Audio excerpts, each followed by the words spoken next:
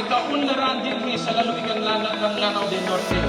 Kailangan mahikusa ang mga Muslim at saka Kristiyano. Yan ang pinaka-importante para sa amin sa lalawigan ng Lanao. UNLAD, United Lanao Alliance for Development. So dati-dati pa ito.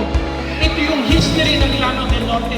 Ang rason na nadaog si Governor Abdullah Dimacuta Dimaporo sa panahon na yan, sa election na yan, is because of yung UNLAD movement.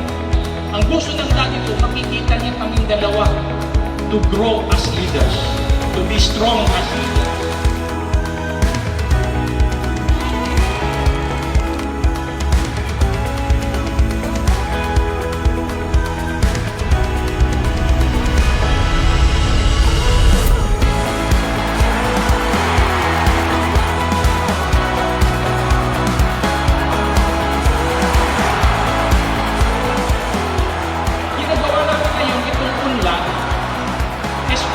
Message sa ating mahal na mahal at amahan din sa lalawigan ng Lanao del Norte.